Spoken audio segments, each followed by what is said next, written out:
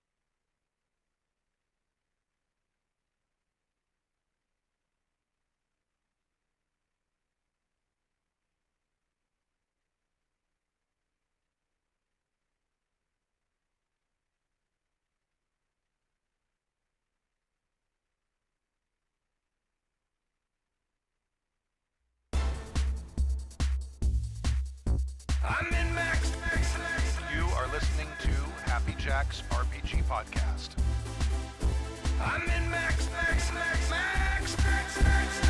Pursuing the RPG hobby with reckless abandon.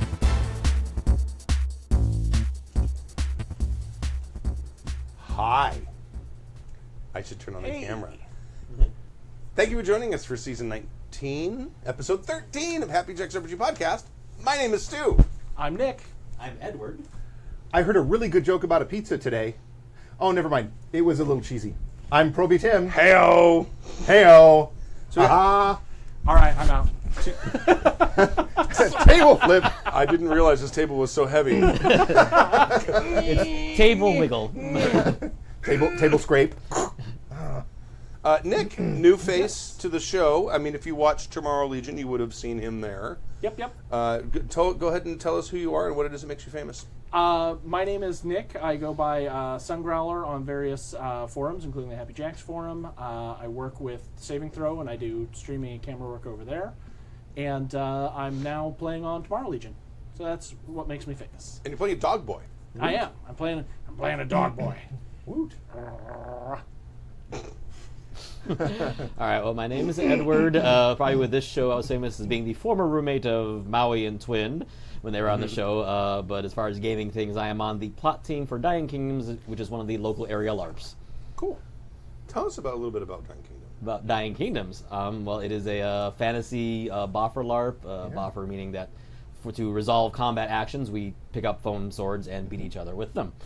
That's awesome. No, do mages throw little things? Mages throw little beanbags or like little Lightning bolt. stuff Lightning packets bolt. and call the spells. And we have archers with specially like padded arrows they shoot and all that fun rod. Oh, no kidding. In actual bows? They Actual bows. We have a poundage cap of you shouldn't be shooting more than 25 pounds, but they get the boffer arrows and they shoot, and some of those bitches are accurate as hell. How well do they fly? I mean, within close range, pretty well, and you learn how to shoot. I mean, obviously, they because it's low poundage and because the aerodynamics is not as good, they fall off You're not quicker going to than have normal like arrows. English longbowmen. So but yeah. at 20 paces, you're like... Yeah, well, I mean, 20 paces. Honestly, 20 paces they can still be pretty accurate, and like because within that range, they don't even full draw it; they'll half draw it to not hurt the person they're shooting at. Because let's face it, even with padding, it gets you in a nut, it's gonna hurt. Right. But yeah, no, and we actually the last camper game we had, there was one fight where they were defending this ritual, and they set up an archery line where they had 5 archers and the fighters in front, and they just called duck and be all. Oh, no kidding. That's Nice. awesome. Yeah, Yeah, Nice. so it was like pretty That's impressive. fantastic. How many people normally in something like that? How many players do you have? Let's see. In Dying Kingdoms, on the lower population game, we'll have 40 to 50, but we've had upwards to 80 PCs at one of our bigger ones. Wow, And that's no not kind of kidding. people who come to do like the NPC cast characters too. So Right. probably our largest non-special event, we had 92 sign-ins. We've had a couple of special events that were like 4-day things, and I think the biggest one, the rumor, I'm not sure this is accurate, is that kind of everyone who showed up even just for part of the game, we actually had 150.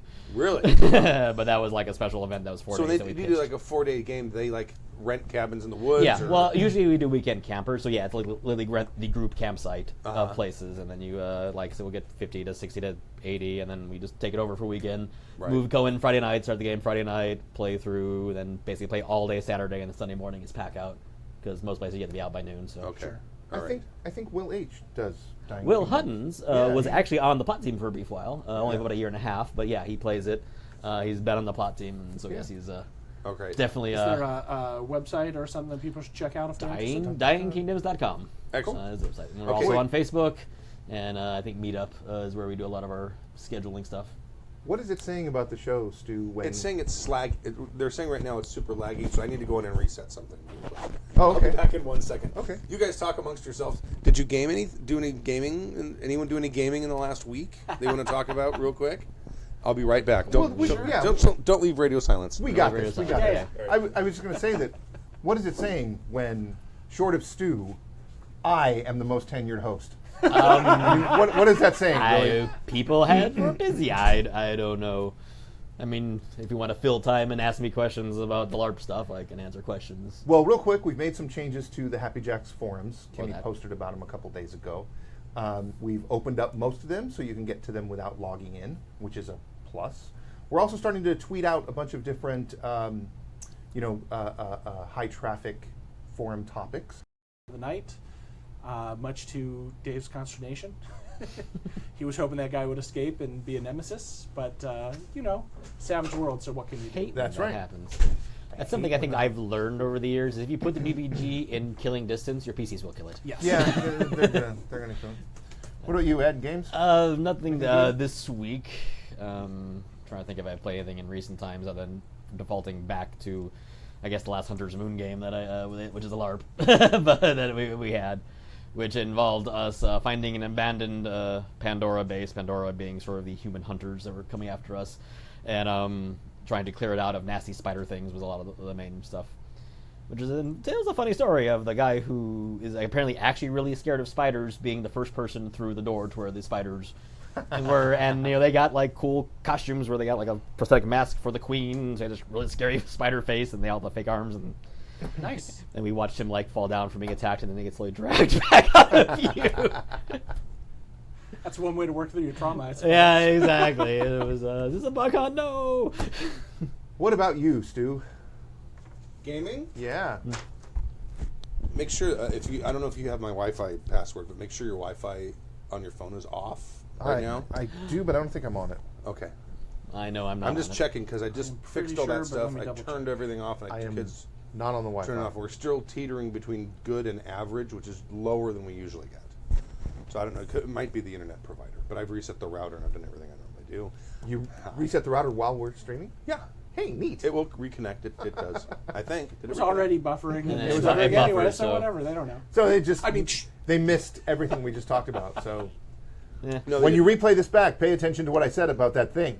It just means they're about 3 minutes behind on what they're going to see in the chat room. So if we ask a question in the chat room, Oh, we'll be wow, like, yeah. we'll wait 5 minutes before we actually get an answer. Right. Chat room's going to be way behind. Okay. Yeah, I did gaming. What's that? I did gaming. Yeah, we played Tomorrow Legion. Yep. It was very fun, and I think that's really the only gaming I did. I've been doing a lot of prep for Bloodblade and Tusk Yeah. because I've got the magic system done, and I've got 35 or 40 spells finished, and I have more to do. I am looking forward to that AP, if only because the setting sounds so amazing. It's dark. It's set in medieval Europe, sometime around the 10th century. So Orcs, the Dark Ages. yeah, orcs just emerge from the France. ground in France, and by the tens and hundreds of thousands. So they're actually orcs, but not Frenchmen. They're actually it's kind of hard to tell the difference but sometimes. they do speak French because it's the first Earth language that they came picked in up. contact with. So I'm an almost all- orc. Why do you think I have this outrageous Right, His accent? and they are. And I've really worked a lot on their society and how it works and how it functions and how it supports, a large military cast Does it without bankrupting itself. Does it tie back to all the work that you and Bill did on orcs way back in the day, like that kind Kind of of. society? Well, it certainly has that level of respect for orcs. Yeah. But yeah, like the orc code of honor we came up with. It Sure. had, the orc warrior cast uses that code of honor still. Stuff Well, like and that. I really liked your idea with the dual god path. Right. Yeah. Yeah. As being Father one. something and mother something else, Mm-hmm. which are excellent domains. Something and something else. Right. Yeah. Yes. Let me, We didn't do any of this stuff. Oh, the blurbs. Any of your blurbs. I'll do. Yeah, I saved them for you. You seem to See, I like missed the the blurbs. Let's see. In this episode of Happy Jack's RPG Podcast, Neil writes in about the harsh reality of gritty games. Two N's. And then From by NN. Enan from Canada sends thoughts on pre-rolling Perception and the 1983 World Scout Jamboree, which I happen to have been at. I think that's probably why he's mentioning it. that's why he also says we. Right? I put we. Oh, okay. Brad from Mid-Mo, I'm assuming that's Missouri, or Missouri, if you're from there. Missouri. Asks Or the about... stomach of a stooge. Or That's a good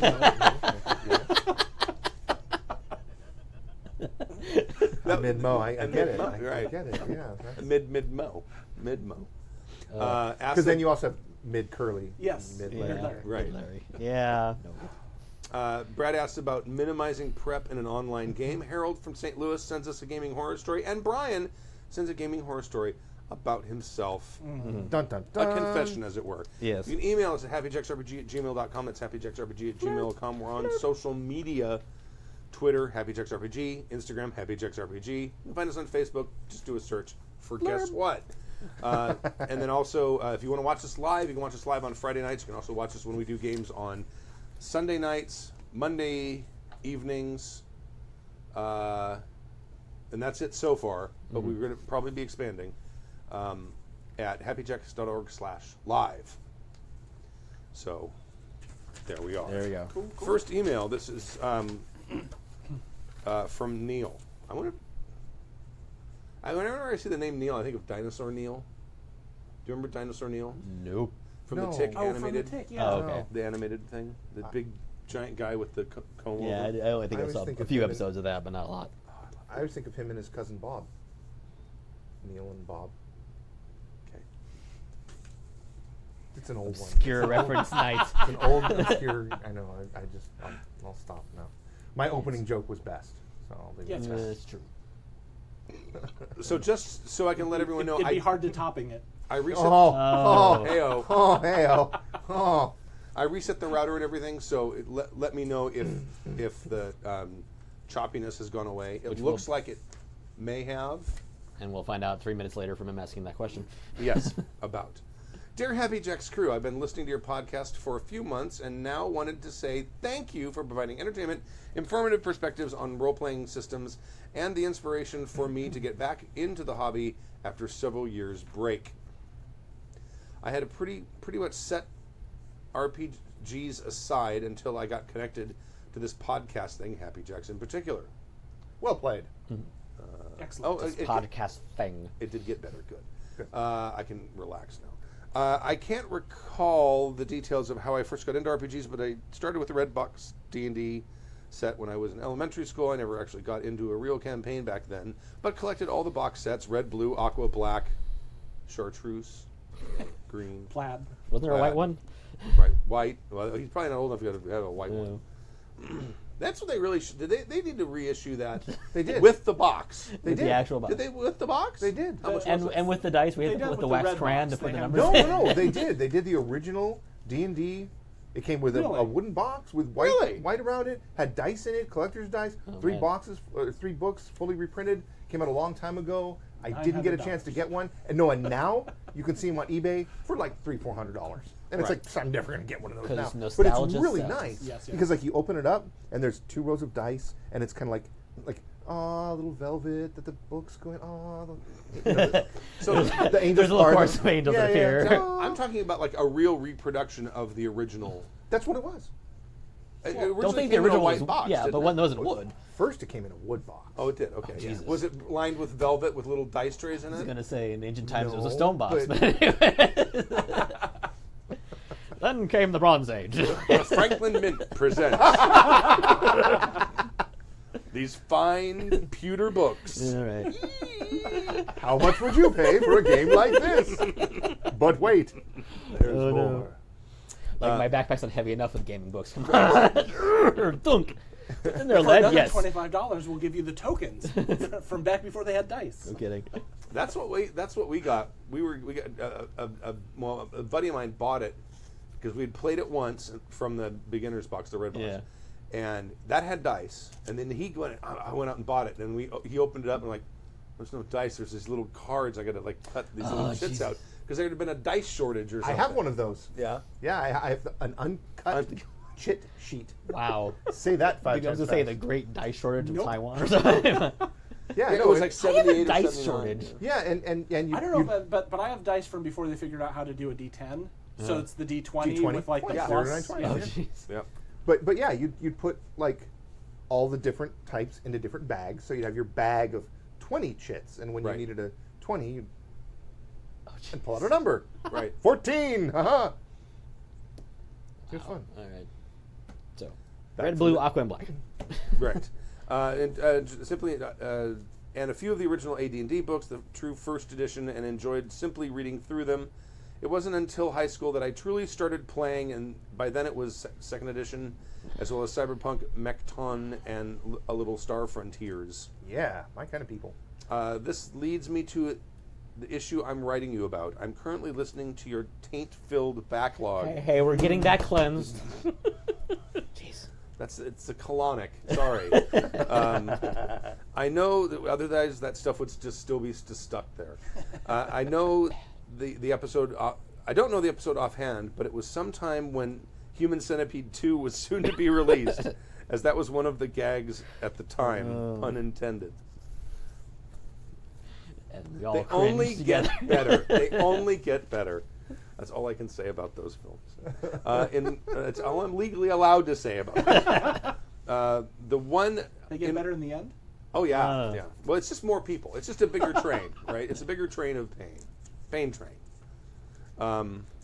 In one of the episodes, in the third film, it's a prison. It's like almost the whole prison population.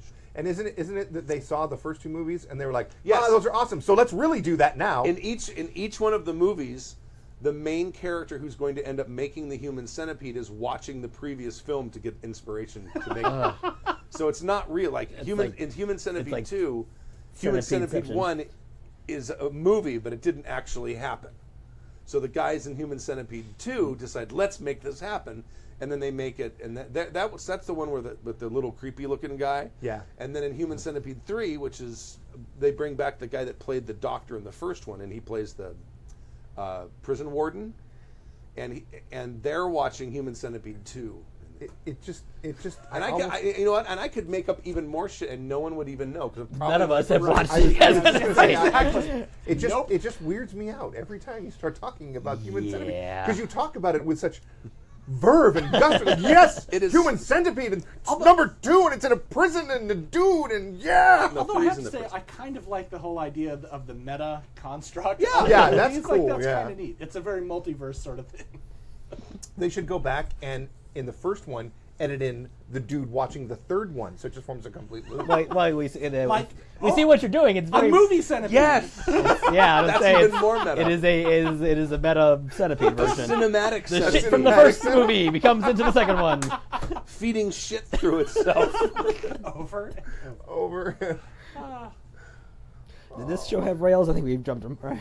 All right. And there. So pun intended. Next. Right. Which mic? There you are. Okay. In one of the episodes, you guys talked about what I would paraphrase as realistic versus heroic systems.